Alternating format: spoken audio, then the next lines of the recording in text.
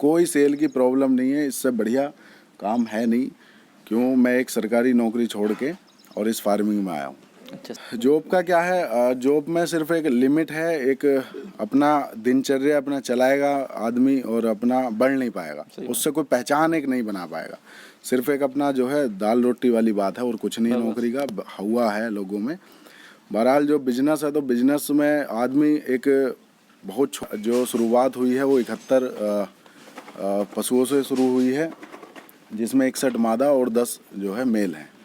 तो अब हमारा लक्ष्य जो है इसको पूरे मेरठ डिस्ट्रिक्ट का, जो कि उत्तर प्रदेश में है ये, उसका सबसे बड़ा फार्म बनाना है और इसका लगभग 2 से 3 हज़ार पशुओं की कैपेसिटी इस फार्म में है।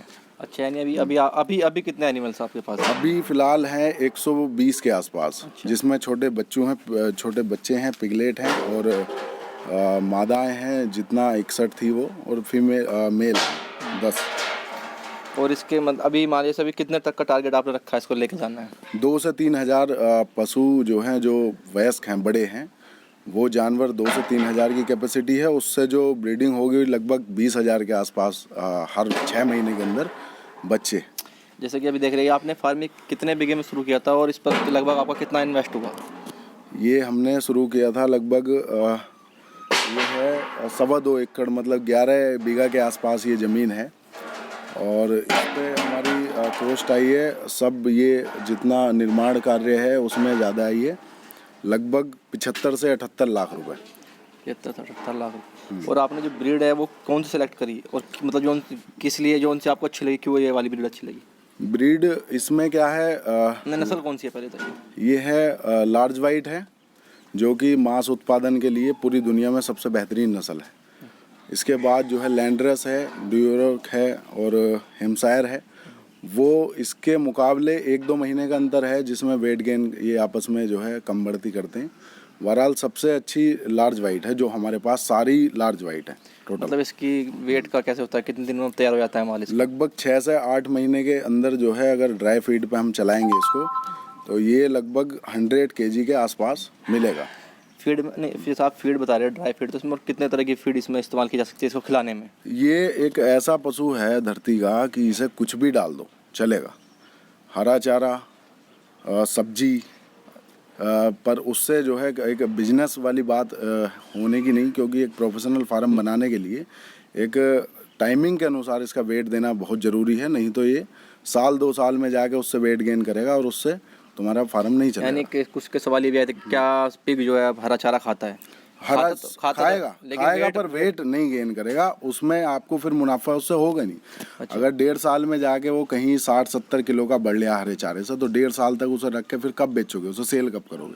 यानी मतलब इसको हम कौन 8 से 9 महीने में इसको तैयार करके बेच दें? 8 महीना मैक्सिमम है, 6 से 8 महीना। अब हम अगर हम बात करें, जैसे मादा पिग ने जो बच्चे दिए, कितने बार वो ब्याह जाती है 1 साल में या 14 महीने में, और कितने बच्चे तक वो दे देती है? इसका टाइमिंग है 114 से 117 दिन ब्याने का। एक बार आज प्रेग्नेंट हुई है, तो आज से जो है 117 दिन मैक्सिमम है, 120 मैक्सिमम है। 4 महीने के अंदर ये ब्याह लेगी। अच्छा। तो फिर ब्याने के बाद ये 45 दिन तक अपने जो है बच्चों को दूध पिलाएगी। उसके 10 दिन बाद ये दोबारा से प्रेग्नेंट होगी। तो अगर आंकड़ा हम पूरे साल का घुमाएंगे तो 14 से 15 महीने में ये 3 बार ब्याह लेगी। 14 महीने में 3 बार। अब बच्चे कितने तक दे देगी एक बार में कितने तक बच्चे दे देती है, कम से कम ज़्यादा से? लगभग हमारा जो एवरेज है वो 10 तक का है, जो 10 बच्चे जीवित हैं, बचे हुए हैं। वरना इसका बच्चे देने का तो क्षमता जो है 14, 15, 16 तक है, जो इस ब्रीड से जो है ली गई है। भारत के अंदर या फिर विदेश में तो पता नहीं कितना कितना होगी। भारत के अंदर 18 बच्चों तक जो है इससे लिया गया, और इसकी क्षमता लगभग 8 से 10 नॉर्मल है, जो जीवित इसके रहेंगे। मान लिया पिग ने जैसे बच्चे दिए, मादा पिग ने, और एक बच्चा 8 से 9 महीने में तैयार हो गया। हाँ, तो वो कितने वेट का हो जाएगा, और फिर वो 8 से 9 महीने में कितने तक बिक जाएगा?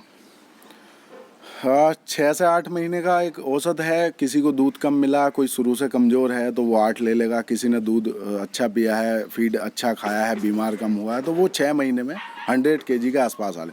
100 kg एक इसका मार्केटेबल साइज है ऑल ओवर इंडिया, जो एक बढ़िया मतलब व्यापारी उसको पसंद करते हैं। मतलब 100 kg ले आने में 100 kg एक मार्केट मान लिया कि एक पिग अगर 100 kg का होगा तो वो कितने का बिक जाएगा?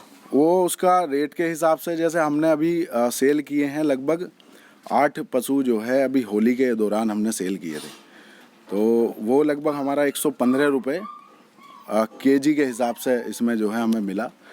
और एरिया के ऊपर बात है, सबसे ज़्यादा तो नॉर्थ ईस्ट में इसका रेट है लगभग 145-147 तक है केजी के हिसाब से। सेल मार्केट वगैरह कहाँ पे, इसको कहाँ पे सेल कर सकता है? मार्केट तो बहुत इजीली लोकल अवेलेबल है, सारे जितना मीट की दुकानें हैं, ये व्यापारी छोटे मोटे हैं, ये 4-5 पशु लेके जाएंगे। बहरहाल जो है अगर तुम्हें बहुत बड़े, जैसे हमारा फार्म है ये बहुत बड़े लेवल पे इसे हमने स्टार्ट किया है, तो इसका तो हम सीधा क्या करेंगे कि एक पंजाब के कुछ व्यापारी हैं, कुछ गुवाहाटी के हैं, उनके फ़ोन नंबर हैं हमारे पास। जब भी हमारा माल तैयार होगा हम उनको फ़ोन करेंगे और वो एक 100 का लोड बना के अपना ट्रांसपोर्ट चार्ज अपना, मतलब सेल की दिक्कत नहीं आएगी? कोई सेल की प्रॉब्लम नहीं है, इससे बढ़िया काम है नहीं। क्यों, मैं एक सरकारी नौकरी छोड़ के और इस फार्मिंग में आया हूँ। अच्छा, सरकारी नौकरी करते थे आप? हाँ, मैं एक बैंक में जो है कैशियर के पद पे था, लगभग 6 महीने मैंने छोड़ दी उसको और मैं इस काम को करने लगा उससे। तो आप कौन से बैंक में थे सर? पंजाब नेशनल बैंक में। अच्छा, तो फिर तो आपको ये यूपी में स्कीम भी पता होगी, कौन कौन सी सरकारी स्कीम? हाँ, स्कीम है इसकी, स्कीम है इस पे जो है 45% SC और OBC 35% की सब्सिडी के साथ जो है नाबार्ड की स्कीम है। और इस पर रेगुलर ही स्कीम चलती रहे, ऐसा कुछ नहीं है कि सीजन वाइज चल रही, क्योंकि ये काम क्या है, इस काम में कुछ जो सामाजिक दृष्टि से थोड़ा सा हाँ, पर नहीं अब तो खैर ये बिजनेस, पहले जो एक शर्म मानते थे लोग, हाँ, वो चीज़ें तो खत्म हो गई है। अब तो लोग इसको एक बिजनेस के तौर पर कर रहे हैं। बिजनेस के तौर पे कर रहे हैं। अब कुछ लोगों को पता चला कि भाई मुनाफे से मतलब है, बिजनेस कोई भी हो, अगर तुम्हें प्रॉफिट वो दे रहा है तो वो एक अच्छा बिजनेस कहलाया जाएगा। अच्छा। तो फिर आपको कैसे लगा कि भैया ये नौकरी में सही नहीं लगा, क्योंकि जॉब की तरफ लोग आज युवा ज़्यादा भाग रहे हैं? जॉब का क्या है, जॉब में सिर्फ एक लिमिट है, एक अपना दिनचर्या अपना चलाएगा आदमी और अपना बढ़ नहीं पाएगा, उससे कोई पहचान एक नहीं बना पाएगा। सिर्फ एक अपना जो है दाल रोटी वाली बात है और कुछ नहीं नौकरी का हुआ है लोगों में। बहरहाल जो बिजनेस है, तो बिजनेस में आदमी एक बहुत छोटी चीज़ से जाकर बहुत ऊंचाई तक आदमी पहुंच सकता है। तो इतना बड़ा जितना आसमान बिजनेस में है, इतना किसी चीज़ में है नहीं। मतलब एक नौकरी में एक लिमिट है, इसमें कोई लिमिट नहीं है कमाई? कोई लिमिट नहीं है, नो लिमिट है। जितना आपको पैसा इससे चाहिए उतना बड़ा स्टार्टअप आप लगाओ, उतना आपको जाके मिलेगा। जैसे मान लिया किसी नए युवा किसान को शुरू करना है, तो वो कौन सी ब्रीड से करे, कम से कम वो कितने से शुरू करे? जैसे कि मान लिया कुछ बार कहा कि उनके पास नॉलेज नहीं होती है, वो घाटे में चले जाते हैं, फिर वो दूसरे को भी नेगेटिविटी सलाह देते हैं कि भाई गड़बड़ हो गई, घाटा हो गया, तो फिर दूसरा भी डर जाता है, वो भी नहीं करता। तो कई बार किसान इसलिए पीछे हट जाता है। तो एक आपका जो एक्सपीरियंस रहा है कि कितने से वो कम से कम शुरू करे किसान, युवा किसान, और कितने तक उस पर इन्वेस्ट किया जाए? इसमें क्या है, इस बिजनेस या फिर लाइव स्टॉक जो भी बिजनेस है, उसमें जो है 3-4 बहुत महत्वपूर्ण बात हैं, जो कि एक है ब्रीड सिलेक्शन, कौन सी ब्रीड आपने ली है, उसका फीड मैनेजमेंट दूसरा रोल है, और आप उस फार्म में कैसे बीमारी बायोसिक्योरिटी को कंट्रोल कर रहे हैं। जो भी आपका जो है पिगरी है या फिर कुछ भी अपना जो डेयरी फार्म है, एक डेयरी फार्म और है, तो इस तरह से हमारे 3-4 फार्म हैं, तो मैं बहुत अच्छे से बता सकता हूँ। जो इसकी ब्रीड है वो लार्ज वाइट सबसे अच्छी है मांस उत्पादन के लिए। पूरी दुनिया में सबसे बढ़िया इस बिज़नेस को इसलिए माना गया क्योंकि ये मांस उत्पादन के लिए बहुत अच्छी ब्रीड है, और ये बिज़नेस जो है लगभग पूरी दुनिया में सबसे ज़्यादा खाया जाने वाला पोर्क दूसरा मीट है, तो इसलिए ये जो है लार्ज वाइट जो है अच्छा ब्रीड है।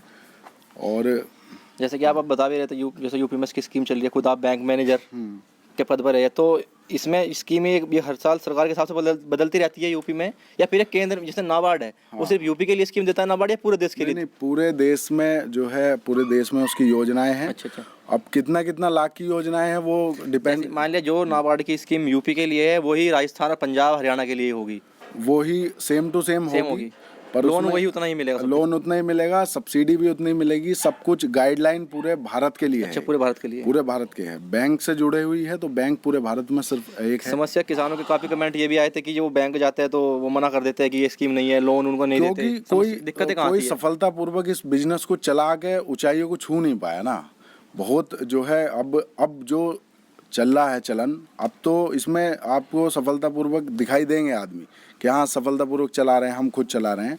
पहले जब मैं भी जो है लोगों के फार्म पे गया था तो सबके ही कहने बच्चे मर जाते हैं भैया, वो क्या है वेस्टेज खिला रहे हैं, पेट में कीड़े हैं उनके, डीवार्मिंग समय पर कर नहीं रहे।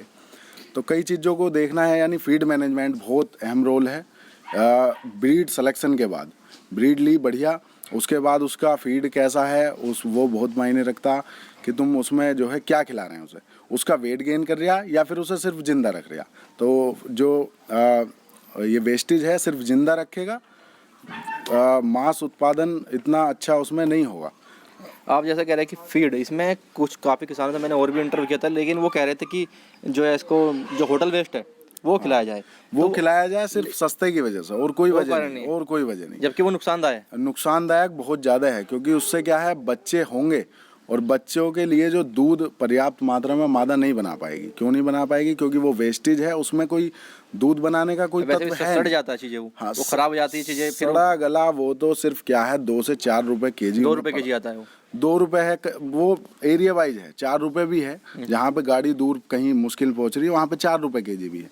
पर उसमें केजी में क्या करोगे कि वो खिला दोगे और खिलाने के बाद उसके पेट में इतने कीड़े होंगे, हर 15 दिन बाद ना तो उसका दूध बनेगा, बच्चे आएंगे और बच्चे मर जाएंगे, लगभग बहुत सारे मर जाएंगे।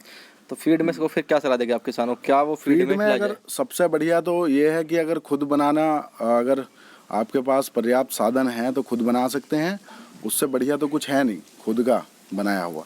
फिर हर आदमी खुद नहीं बना सकता तो ईजिली अवेलेबल है फीड की जो है कंपनी है, उनका आप फीड ले सकते हैं, बहुत अच्छी अच्छी कंपनी है।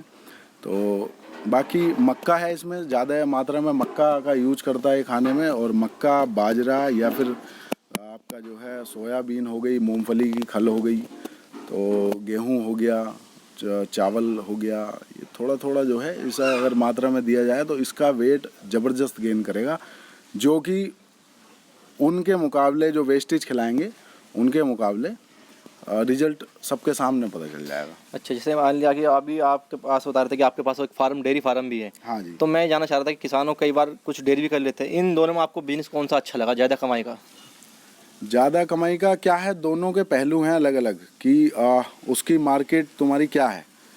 दिल्ली के नज़दीक है, मान लो उसका दूध जा रहा है 70 रुपये किलो, 80 रुपये किलो, तो उसका तो फिर ठीक है। किसी का गांव देहात में डेयरी है, उसका दूध जा रहा है 42 रुपये किलो, 45 रुपये किलो, तो दोनों का मार्जिन में अंतर आएगा। पर अगर दोनों के मुकाबले देखा जाए तो इसमें थोड़ा सा झंझट कम है। पिग वाले में पिगरी में क्या है, झंझट कम है, और क्या है कोई प्रचार की ज़रूरत नहीं है कि हमारा दूध ये लो, कोई फैट का मतलब नहीं। आपको सिर्फ वो पशु अच्छे से केयर करके 6 से 8 महीने में 100 kg बनाना है और उसके बाद ईजिली उसे मार्केट में सेल कर देना। आप यहाँ पे सौर ऊर्जा भी देख रहे थे, इससे पहले जब हमने वीडियो बनाया तो सौर ऊर्जा पे भी सवाल आए थे, तो वो पूछ रहे थे कि किसान की इस पे सौर ऊर्जा लगवाने पर प्लांट कितना खर्चा आ जाएगा इस पे? ये क्या थी, यूपी गवर्नमेंट की योजना थी, ये 82,500 का 50% सब्सिडी के साथ मुझे मिला था। ये मैंने लिए थे 3 अपने परिवार के नाम पे, 3 पैनल मैंने लिए थे। 3.25 किलोवाट का एक पैनल है, इसके साथ मुझे समरसेबिल मिला था पर वो मैंने लगाया नहीं। तो ये 82,500 का योजना थी, लगभग जो है आपकी 1,60,64, 62 जितना भी था टोटल, इसका 1,60,64, 62,000 उसका टोटल था। उसमें 50% सब्सिडी के साथ ये 82,500 का हमें पड़ गया। उसमें हमें पैनल मिले, समरसेबिल मिला, बस। यानी सब्सिडीज पे 50% सब्सिडी है इसकी। अच्छा। अभी पिछली जो है कुछ 2 महीने के अंदर इसके फार्म भी कलेक्ट करे गए थे सरकार द्वारा, उसमें भी हमने फिर दोबारा अप्लाई करा है 3-4 पैनल। तो बहुत बढ़िया है, इससे हमारी बिजली की बहुत बचत है, ना हमें इंतज़ार करना किसी बिजली का, और ना ही मतलब हमने तो अपना इन्वर्टर बैटरी की व्यवस्था भी कर रखी कि अगर धूप कम हो या फिर कुछ भी हो तो अपना हम पे स्टॉक रहे बिजली का। आखिर में मेरा ये सवाल है कि जैसे मान लिया युवा किसान जो नौकरी की तरफ जा रहे हैं, उनको आप क्या संदेश देना चाहेंगे कि अब जो खेती जो एक तरह से जो एक बुराई बन गई है आज युवाओं के लिए, उनको आप क्या संदेश देना चाहोगे लास्ट में? ट्रेडिशनल जो अपना फार्मिंग कर रहे हैं वो पिछड़ने के कगार पे हैं, बिल्कुल पिछड़ रहे हैं, लोग आत्महत्या कर रहे हैं। अगर इन बिजनेसों को देखा जाए उस किसानी के मुकाबले जो गेहूं, चावल और गन्ने के ऊपर कभी आए नहीं, तो उनके मुकाबले इसमें लगभग 10 गुना ज़्यादा उससे जो है प्रॉफिट है, और उसके मुकाबले आधे से आधे उसकी मेहनत है। तो ये बिजनेस बहुत बढ़िया है, क्योंकि इसी से आदमी बढ़ सकता है, उस ट्रेडिशनल से कुछ नहीं, कोई के लाभ नहीं होगा। तो दोस्तों उम्मीद है सर ने आपको अच्छे से जानकारी दी होगी और आपको समझ में आया कि हर नौकरी ही सब कुछ नहीं है, अपना बिजनेस करके भी आप अपने घर पर रहकर अपनी मिट्टी से जुड़कर अच्छा मुनाफा कमा सकते हैं। और अगर आपका कोई सवाल है तो आप कमेंट कर सकते हैं। साथ ही अगर आप चाहते हैं कि हम आपके यहाँ से वीडियो बनाएं तो आप भी एक नंबर और पते के साथ कमेंट करें। हर रोज़ नई वीडियो देखने के लिए चैनल को लाइक और सब्सक्राइब जरूर करें। धन्यवाद।